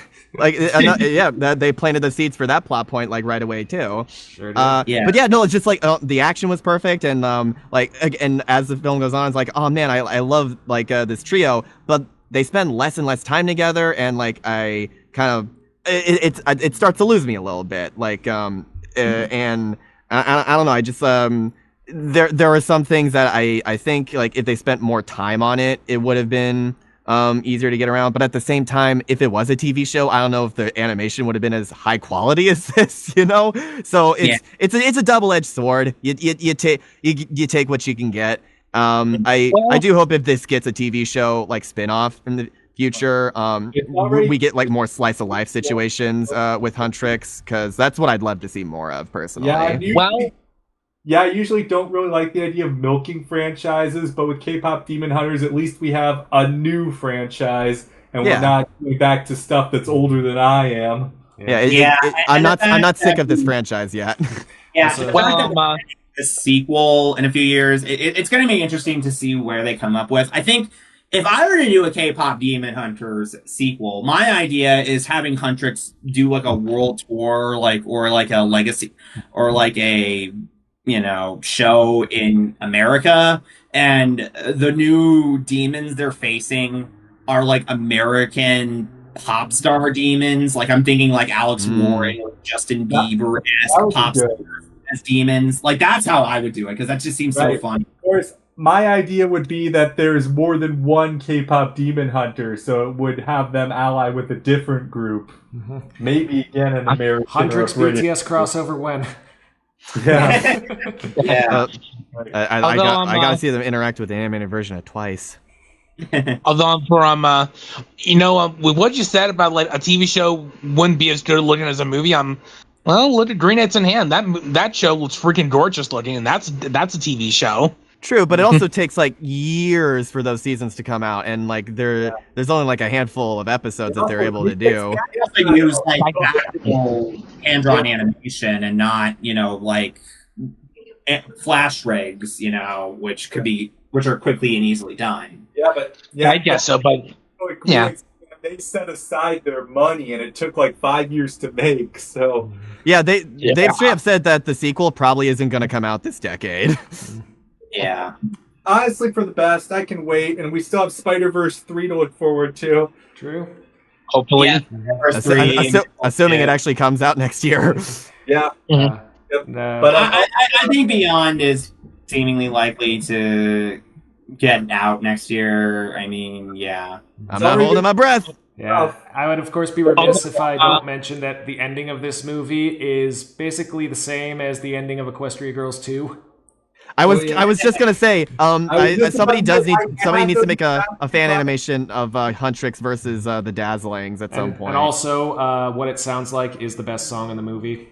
You cannot I change agree. my mind. Okay. How it's done. I'm still how it's done, but Thank there's you. that. Also, I'm gonna add. I don't know if I brought this up on this podcast, but I have a collection of every Best Animated Feature winner on physical disc. It is up to date. So I applaud Criterion for making it possible to do it. Nice. Without K-pop Demon Hunters, my search to fill this collection would have only ever been incomplete. Although on the subject, since we're talking about Sony Animation with like the newer Spider-Verse movie, what are you guys' thoughts on Goat? I haven't seen it. I've seen it. It's good. It's not great. It's definitely a step back. This is probably going to be a very hot take. It's honestly my favorite film to come from Sony Animation. Oh, really? At all, huh? I did like it a lot. I think the reason I'm not going to call it one of their favorites is that the story is very conventional, and I really thought that the Jet character should have been the protagonist over the Will character, because the Will character, and this is not Caleb McLaughlin's fault, this is entirely a script problem, was very not. He was a very vanilla protagonist. He was very basic and broad, and you didn't get into his head in the same way you could for other Sony protagonists. The trailer didn't like convince me because there was way too much like you can't do it because you're too small. You're just a small guy. There's not a lot of that in the movie, thankfully. It's mainly just an underdog. It's just your standard tried and true underdog story. But I think that's left for its own episode, which might come out later. We're going down for the other ones. We have at the end of this show, we usually do our roots and our bets. Our favorites and versus what we think will actually win. My favorite was Little Amelie, but if you're betting against K-pop Demon Hunters, I have a shorefront property in Arizona you might like to visit. I'm on the same boat. Like Little Amelie made me cry like a bitch, but there's no way K-pop Demon Hunters is not going to win this. I think K-pop won pretty much every award it could win, except the BAFTA where it was deemed ineligible. To me, from worst to best, it goes Arco, Elio, K-pop Demon Hunters, Zootopia 2, and Little Amelie. And I really, really, really, really, really want Little Amelie to win, like so badly. I'm hoping that it like has a flow, like Dark Horse story here, because I want this movie to get a bit more attention than it's gotten. Yeah, I think best song is between Golden and I Lied to You. We'll see what wins. For me, Zootopia 2 is kind of the one I want to win the most, but because like it's my favorite personally, but. For what I think is probably going to win, it's probably going to be K-pop Demon Hunters. Like that movie's turned into like in the words of Woody, it's a national phenomenon. Like, it's like Krusty the Clown. I thought the generals were due. Yeah. So as far as my Oscar ranking goes, number 5 for me is Arco. 4 is actually K-pop Demon Hunters. 3 Elio. 2 Zootopia 2, and my favorite of the nominees is Little Amelie, or the character of Rain. That was the one that really got me the most. I would love it to win. I would love for it to get a flow upset as well. There is no chance in hell it is not going to K-pop Demon Hunters, though. That movie was so big to the point where everybody was talking about it. Like, it was like, I have never seen a phenomenon this big in my lifetime since Frozen. Like, Encanto was a big movie, but it was not this big. Like, right. It is most likely going to win the Oscar, and I would not be unhappy if it does. Like, there really, well, for sure. Yeah, I would there hasn't really been a bad nominee in this category in years. There's never been one animated movie that I've seen where in this decade where I'm like, I didn't like it, and I'm like, this shouldn't have been nominated. I do think Arco is the weakest nominee in this category in a while, because it didn't click with me as much as I wanted it to, and quite frankly, I would have swapped it out for Lost in Starlight if we're talking eligibility based on what I've seen, and if it was eligible, Neja too. But you know what movie I would have swapped it out for, and what movie that I think I love Little Amelie, but there's one movie I have a little bit above it, and that's freaking Chainsaw Man Rezearch, baby. I love that movie. I think that should win Best Picture. That would be great. I wouldn't have minded if Bad Guys 2 got nominated, because I thought that was actually better than the first one. If we're talking mainstream picks, Bad Guys 2 would have been my wild card pick. I really love Bad Guys 2 a lot. I thought it was even... I've made it clear I'm a huge Bad Guys fan. I have gone on record and said that I actually kind of prefer it to Last Wish. And after seeing the sequel, I still stand by that, because I thought the sequel was even better than the first movie, and I really loved the first movie a lot. Wow. So that is... Yeah, I'll see it when I get a chance. But that's pretty good. And also, it's pretty nice to see this category is actually getting competitive now. It's no longer just the Disney category. Right. Although it's still never going to be DreamWorks again, because Oscars hates DreamWorks. I will say though, if I were to pick two pits I would have loved to have Oscar nominations, it would have been The Day the Earth Blew Up, like the new Looney Tunes movie, and the Plankton movie. Like both those movies I love, but lean Nice. a little slightly towards more the Plankton movie. I know The Day the Earth Blew Up was eligible last year for the Oscar. Yeah. And I think it definitely could have gotten nominated if it got at a film festival. It deserved the nomination that year as well. Mm-hmm. Yeah. It was great. I really loved The Day. It was basically everything I thought a Looney Tunes movie should be. And we'll reconvene for Coyote versus Acme in August. Yeah, baby! Yeah. So hype it's coming out. Right. So now we're gonna have the end card thing, where the special thing where we announce the Sweet 16. All right. Let's do it. All right. Mouse Madness round 2 is officially over, so it's time to announce the winners and the not winners, aka the losers. All right. So starting in Class A, we had the 1 seed Lion King against the 9 seed Sleeping Beauty. And the Lion King took the lion's share, winning 94% of the vote. Fun With fact, Lion King being my all-time favorite movie, I am happy for it. Fun fact, it got 93% in the first round against Home on the Range, which means technically Home on the Range performed better than Sleeping Beauty. That will never not be funny to me. That is really something. I also think the second round got a lot more votes, so that might have done it. Mm-hmm. Anyway, Little Mermaid, the 4 seed, faced the 5 seed Many Adventures of Winnie the Pooh. And this matchup went to the Little Mermaid, which received 74% of the vote. Oh, Which, yeah. I love Winnie the Pooh, childhood movie. I do think Little Mermaid deserves this one. That's like top 5 Disney for me. Yeah, Little Mermaid is. Yeah, I agree. The lesser tragedy. So. Antic, I wanted to ask you, since we're talking about the original Winnie the Pooh, outside Winnie the Pooh, like, if it is, like, who's your favorite Sterling Holloway role? Because, like, you talked a lot about animation, and, like, I love hearing you talk about animation, like, online and stuff like that, but I just want to know who was your favorite Sterling Holloway role? I'm gonna say the Cheshire Cat from Alice in Wonderland, because he has as the Cheshire Cat. Respect. Nice. All right. Man, I see. Yeah. All right. Our next matchup was the 3 seed Mulan against the 11 seed Hunchback of Notre Dame. And this was the closest matchup in round 2, but with 56% of the vote, it did go to Mulan. Whoa, I can totally understand that.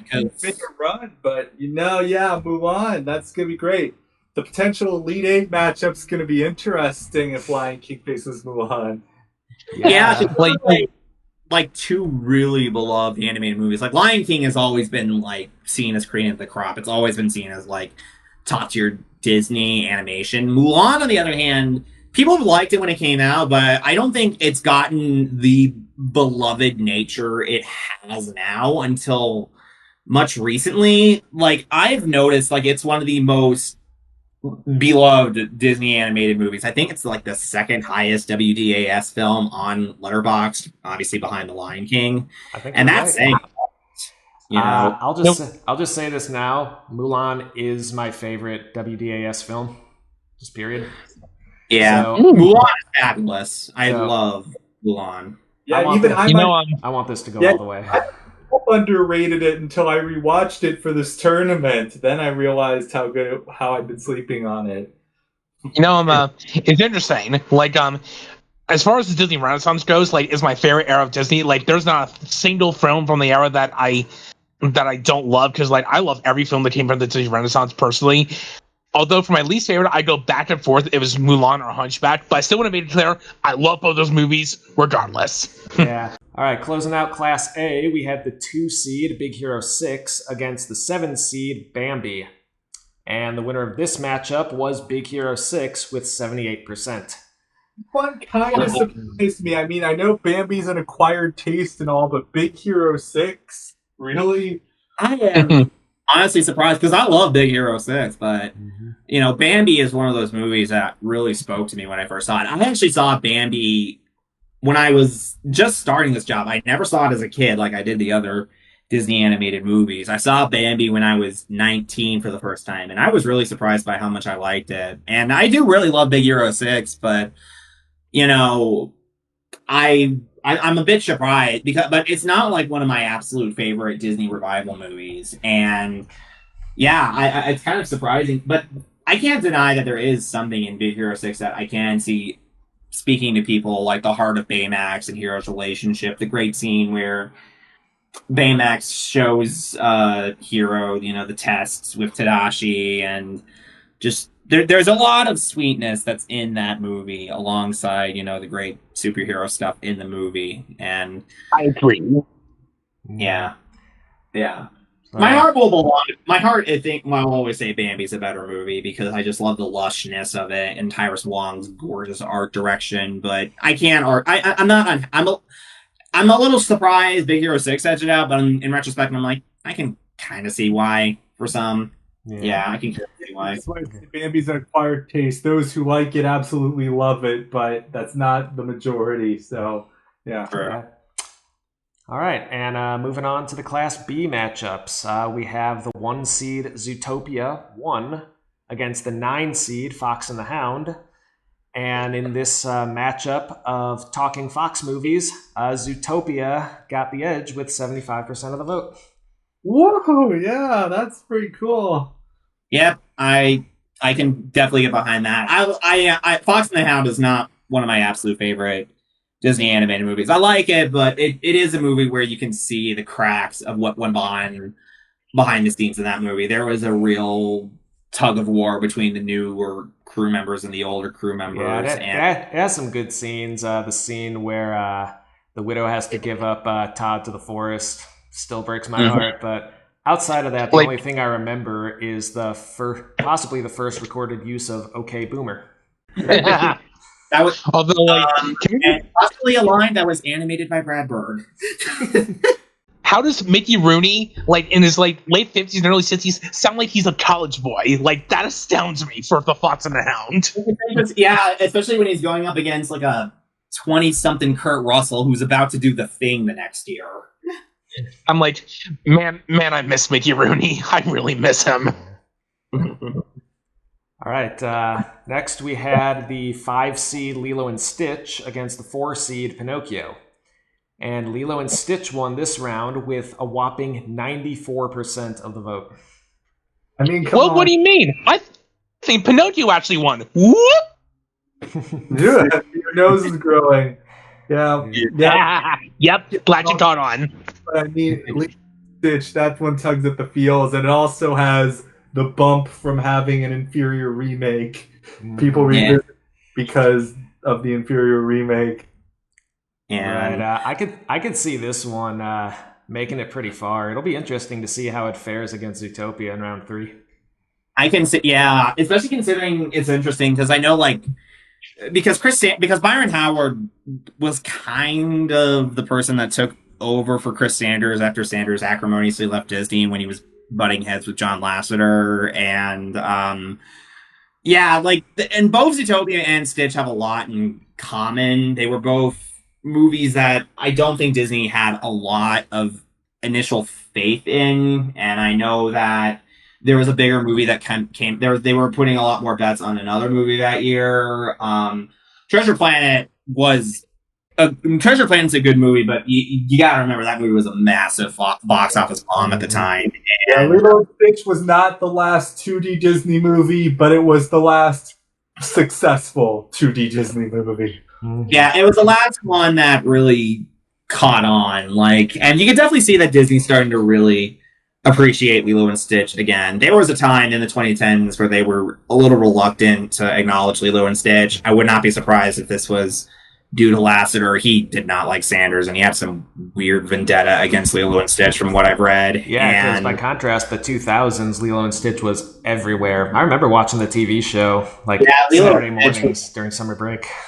Yeah, Lilo and Stitch was a big movie, and yeah, I think people really have grown on. I think a lot of people are really applaud it just because, of the heart that Sanders and Dubois put into it. And I think it's just their legacies and reputations have grown with, the Dragon movies and recently Wild Robot, it's gotten a lot more. I will say though, even though Lilo and Stitch, it's not, even though I do love it, it's not one of my favorite films. Like, maybe I was a little kid. As a little kid, I was a little overexposed to it as a little kid. Like, I just saw it everywhere. But I still really do enjoy Lilo and Stitch, and I do love Chris Sanders' work, especially on other Disney films. And I gotta say, I love The Wild Robot. I really do love The Wild Robot too. But no slam against Chris Sanders by any means. But I still really do enjoy Lilo and Stitch as a whole. I feel kind of bad that he had not one but 2 live-action remakes in 1 year. A very creative control over them, somewhat. Yeah. And let's also give a little shout to Chris Sanders got his Winsor McKay Award. Good for him. Yeah. All right, getting back to the results, we have the 3-seed Moana against the 6-seed Hercules. Greek God versus Polynesian God. Greek God wins. Hercules got 77%. Oh, which honestly surprised me. Hercules. I'm surprised by this. I thought Hercules is a lot of love. I need to revisit it because I do like the movie, but I do have an interesting. I don't know how to. I'm not sure how I fully feel about it yet. I know I like it. I'm just not sure if I fully love it yet. But I think if I revisit it in the future, I can imagine I can really like it. But it's definitely the odd duck of the Disney Renaissance. Yeah. Moana's pretty good too. I recently rewatched it, and while it did feel a little bit samey and predictable, I did like what was good about it. Things like the technical effects and songwriting that started to click with me. Moana is a great movie. I do think Zootopia is a better movie from 2016, but it's still pretty great. I'm not gonna argue that, even if I'm crazy about it too. Hercules and Moana. These are films by my 2 favorite directors of all time at Disney, John Musher and Ron Clements. I'm gonna give it to Hercules. Sad to say, Moana is my least favorite, even though I do like it. Hercules, though, I freaking love. I think it's one of their best movies too. Yeah, I'm the opposite. I love Moana, like Hercules. Yeah, I concur with Husky for now. I think I love Moana, and I'm currently liking Hercules. I don't know. If I revisit Hercules in the future, I might love it. But right now, I'm in the reason I call it the odd duck is because of how tonally different it is from the rest of the Disney Renaissance. Right. That's all right. All right. Yeah. All right, and closing off Class B, we have the 2-seed Wreck-It Ralph against the 10-seed Great Mouse Detective. And Wreck-It Ralph wrecked Basil's world with a 78% vote share. I'm glad to be in the minority for this one. Yeah. That's like top 10 Disney for me.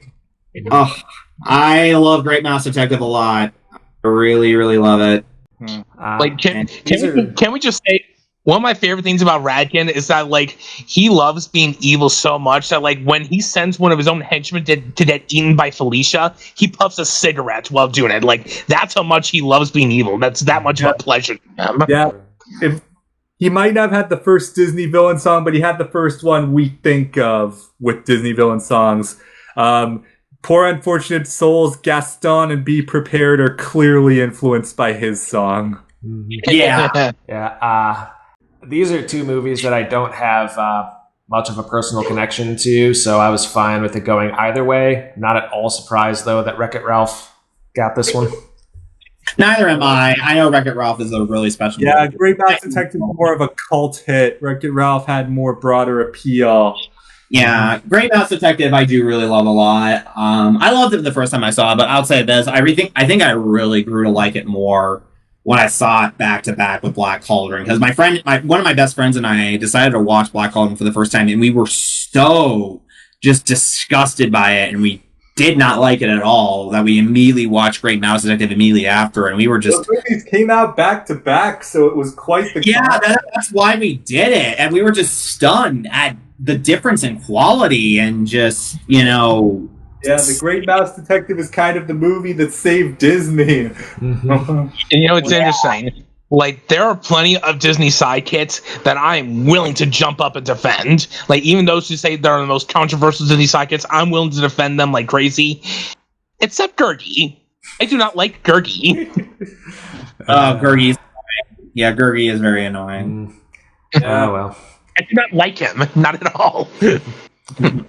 All right, let's move on to the back half with Class C. We've got the 1 seed Beauty and the Beast against the 9 seed Princess and the Frog. Of the blank and the blank movies, Beauty and the Beast was the winner with 75%.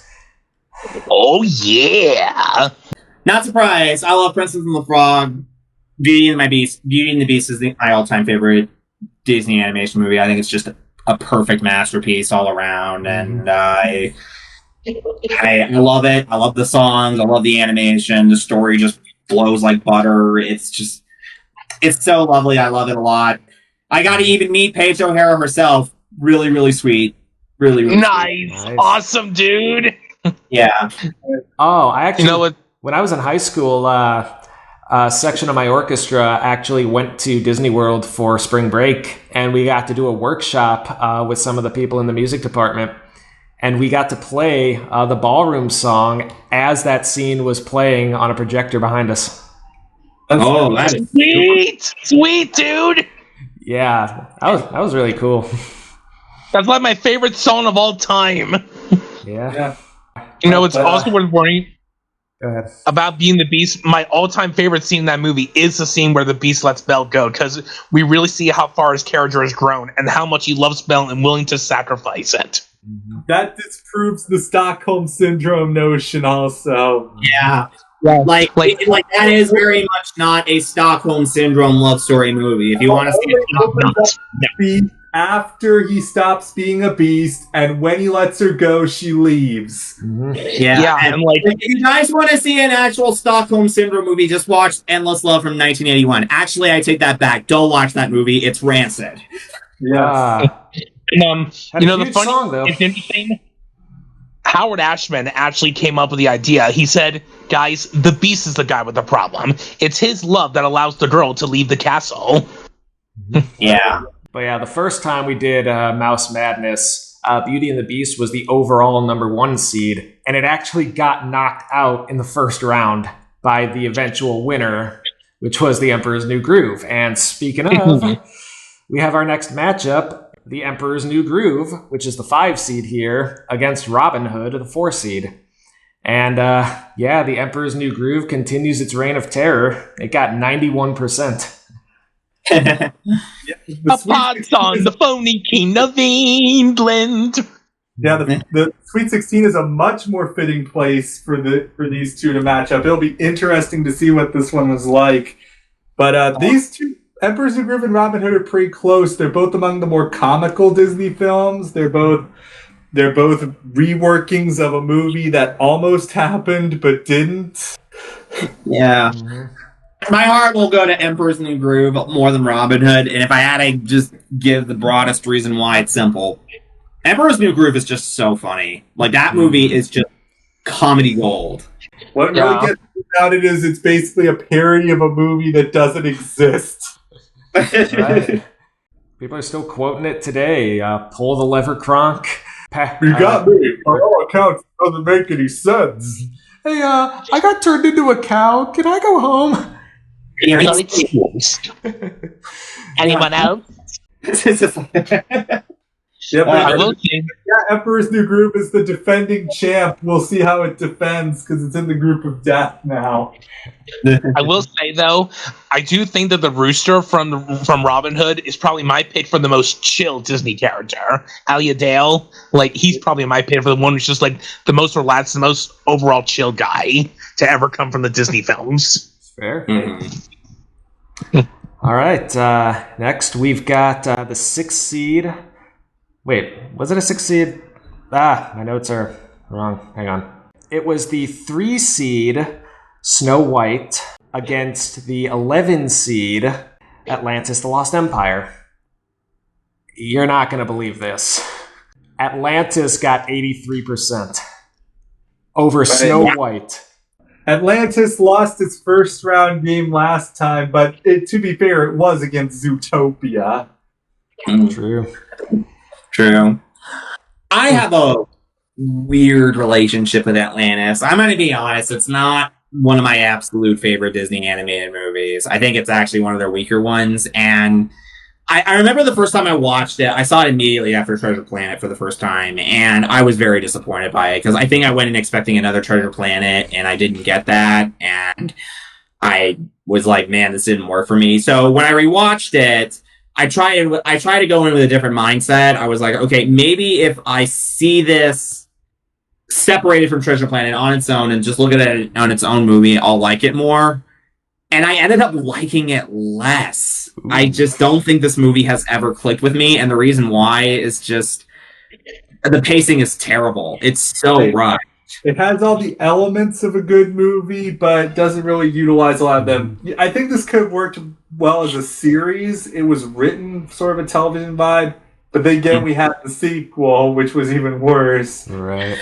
Yeah, I think there's if there's still going to be a movie, this thing should have been like a 2-hour adventure. Like, I think this thing needed to be lengthened out, because it was so rushed with how Milo is trying to talk about Atlantis, and then someone mysterious shows up in his apartment after a bad day in the Smithsonian. The next thing you know, he's immediately on the submarine headed for there, and it's like, oh my gosh, I literally just got started. What is going on? It's like, it's so quick to the point, and I don't mind movies that are like wanting to like really get going, but this thing is too rushed. And as someone that like really wants to get into the moment, especially for an action adventure, I think it should. And I think another reason why it's never clicked with me is that I just don't care about Atlantis itself. Like, Atlantis is a MacGuffin to me. Like, it's just something that everyone is after, but you don't exactly care about it. It's like the Ark of the Covenant or the Death Star plans. Like, everyone's after those, but you don't care about the items themselves. You're more invested in the journey. And I wanted more of the journey and not as much about, the Kingdom of Cell. Because, yeah, as soon as they get to Atlantis and they start to, help out with the city, that's the moment where I just check out. Like, yeah, I feel bad because I get why this thing has a cult following. I get why people love it. And I really wish this is a movie I could love. But every time I've seen it, it's just never clicked with me. And I feel bad. I really feel bad. Well, it's got a fan base. So we'll be seeing more of this going forward. I feel why many of my best friends adore this movie. And I can see why it does. But I really wish I could be part of it, but it's basically it goes down to you're an Atlantis person or you're a Treasure Planet person. I'm a Treasure Planet person. And I am very much a Treasure Planet person. Same. I understand. Like, I go back and forth between those films. Like, I really do like both films, but like, I do go back and forth between them. All right, let's close out Class C with the 2-seed Fantasia against the 7-seed Lady and the Tramp. And Fantasia won this round with 78% of the vote. Not at all surprised. This one was a finalist last time. A Final Four finalist, I should say. Yeah, Final Four. It came in 4th place. It was the oldest film to make the Final Four. And the fact that it made the Sweet 16 again just shows its cross-generational appeal. Mm-hmm. Yeah, it's such a landmark achievement in filmmaking and animation. There's just so much artistic glory that's in Fantasia for a movie that's this experimental to really broaden people with just how stunning the visuals are and how it blends perfectly with this classical music. It really opened people's eyes to the fact that filmmaking could really add something to music. It really enhanced it in a way that you didn't exactly get before. Like, this was the perfect marriage that allowed for this kind of approach that you would see in music videos or even later movies with how they use their music, and it's really a timeless movie with just how gorgeously detailed this animation is and how richly it blends with this beautiful, classical music, like from the Nutcracker and the Sorcerer's Apprentice and Toccata and Fugue, Night on Bone Mountain. It's just great stuff. Yeah, this is a movie you can't really just put on as a casual watching. No, you have to experience it. You have to fully give yourself to it. I should say, my birthday, birthday was 1 or 2 years ago. My sister and brother-in-law actually got me one of the programs that was given to people who watch Fantasia for the first time to make it feel like you're actually watching a concert. Wow. I'm like, that is just cool. How'd they get their hands on that? That is. I'll have to ask him about that again because I heard it was very difficult too. Yeah, those things are really antiques because Fantasia was made. The reason Fantasia was not exhibited when it was first released in 1940, Fantasia was not released like ordinary movies at the time. They go into a general theater and whatnot. Disney's distributor RKO hated Fantasia and they had no idea what to do with it, so they Disney had to negotiate with them, saying we kind of want to give this a roadshow treatment. We'll just take it to special theaters around the country and show it like a traveling orchestra almost. And that's basically how it was exhibited. It was exhibited as this roadshow movie where it plays in cities for a bit of time and then they pack it up and move it to another city. And of course, because they didn't put credits on the movie, they handed them out as programs as if this was, an actual concert. It'd be pretty cool to see a live concert with the film playing in the background. That would be awesome. That would be very awesome. I know they do that on occasion with both it and 2000. I know one of my friends got to see a meshing together of both segments from Fantasia and Fantasia 2000, where they picked out some of the segments from the movie, Sorcerer's Apprentice and Nutcracker Suite, and also Rhapsody in Blue, and maybe I forgot what the other one was, but it's basically just it's basically kind of make it kind of what Disney intended it to be, like a revolving concert movie where they swap out segments and put in new ones to play. Like an idea that was an idea that never got going because wanted actually, intended for Fantasia to be an evolving piece. Yeah, it didn't get going because it was going to be really costly to do, and two, the Second World War broke out by this point in Europe.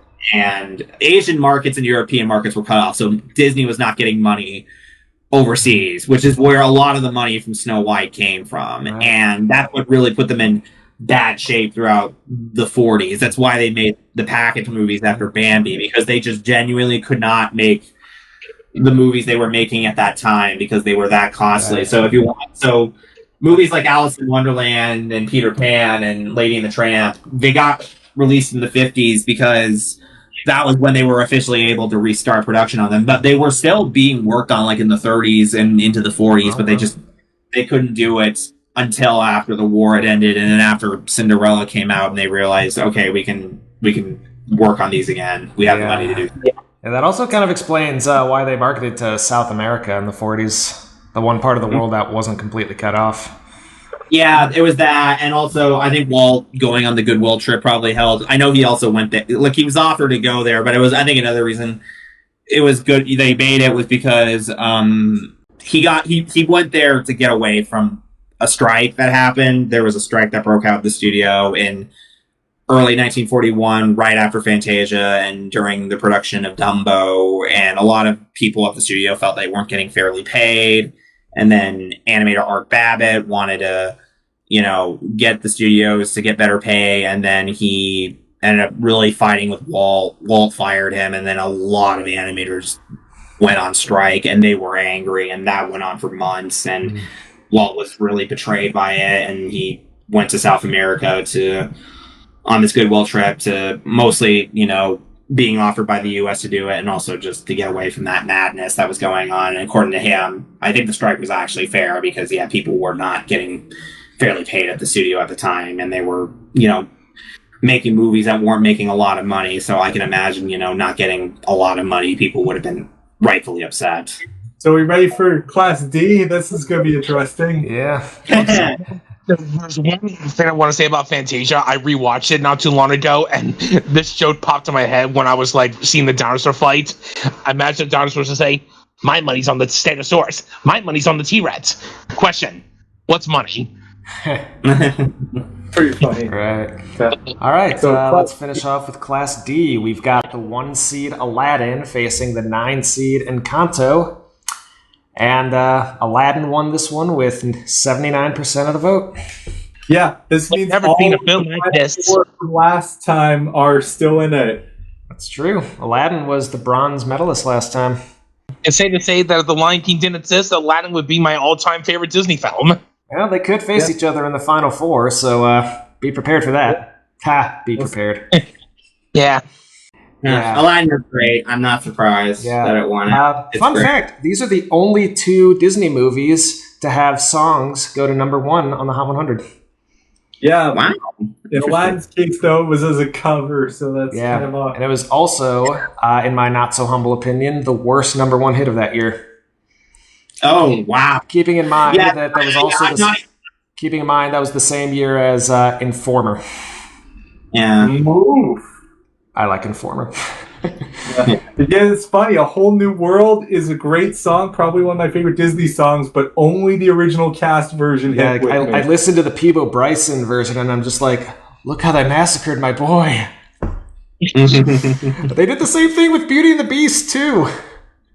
Yeah, I don't like those. I do not like those slow covers that they play at the end. They did it with Colors of the Wind. Can You Feel the Love Tonight doesn't count because that was already Elton John. Yeah, that one's probably the best of them. But yeah, like the ones for Beauty and the Beast. Of course, Go the Distance. Michael freaking Michael Bolton. But yeah. At least we don't talk about Bruno. It was the film version that went to number 1. Yeah. So what's the next one? All right, the next one was the 4 seed Zootopia 2 against the 12 seed Meet the Robinsons. And this is where we get our biggest upset. Meet the Robinsons got 73%. 2 double-digit seeds in the Sweet 16. That's pretty cool. I know. I hate to say this, but Antic, remember how you said that Atlantis was that one underdog movie you just couldn't get into? Meet the Robinsons, is that for you, I'm guessing? Yes. Yeah, I get it. I get it. I get it. For the record, I'm actually real good friends with the director of Meet the Robinsons, Stephen J. Anderson. I got to meet him in person at a convention in Orlando. Really nice guy, for the record. Really sweet. Good for you. That's awesome. Yeah. Likes to know my conflicted feelings about this movie. I do like it, but I don't. But there are some things that keep me back from truly loving it. Though I will. It was probably one of the earliest twist villains, if you can think of it, and it did legitimately catch me off guard the first viewing. Yeah, the movie. It has a good heart. I'll give it that, but I find it hard to return to for an actual viewing experience. So next one. Moving on, we've got the 3 seed Jungle Book against the 6 seed Cinderella. And the Jungle Book is the king of this jungle. It got 76%. Needless to say, I do not agree with this at all. I love Jungle Book, but I concur. I think Cinderella is a better movie. I never got into Jungle Book, and Cinderella is like top 10 for me. So yeah, I'm probably going to be the only one who's celebrating here because even though I love Cinderella, the Jungle Book is my favorite film with Walt Disney's personal touch. Oh yeah, right. It's kind of interesting. Jungle Book is one of the few Disney movies that I would say actually is Disneyfied. The older fairy tales, they might have sanitized it, made it more appropriate for kids, but they kept a lot of the darker themes. Yeah, but the thing is, as long as they take this, if they change the source material, but they do something at least still very good, they've made something good and creative out of it, I honestly really don't mind it. It's kind of the same thing they did with The Little Mermaid and Hunchback. I really don't care as long as they make a good movie, and The Jungle Book is really in that same boat for me. Yeah. Kind of see, but yet, and I kind of see. I mean, I guess The Jungle Book did favor from having a more favorable round 1 matchup, but still kind of interesting to see it. This is the Sweet 16 pick. I'm not the keenest on. Right. All right, let's get to the final matchup of round 2. We had the 2 seed Tangled against the 7 seed Peter Pan.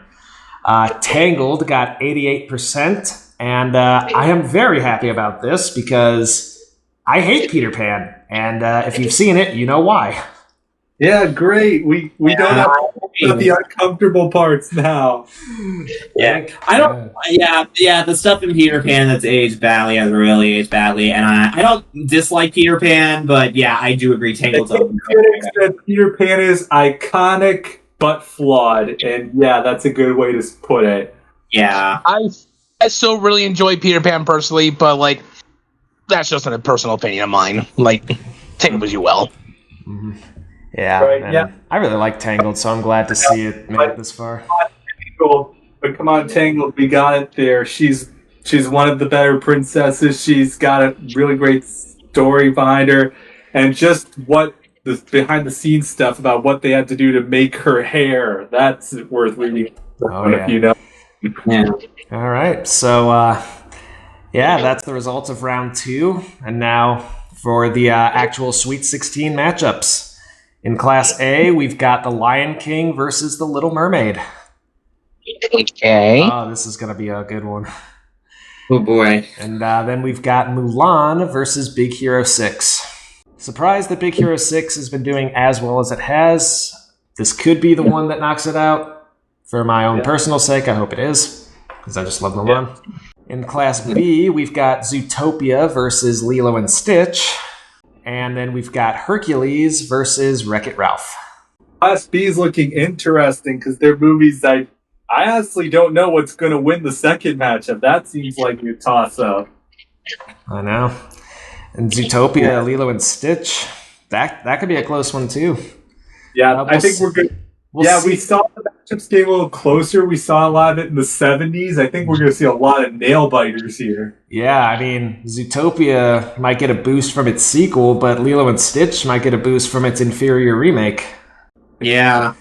I think that's a large part of why Mulan did so well last time, because that was right when the remake came out. True.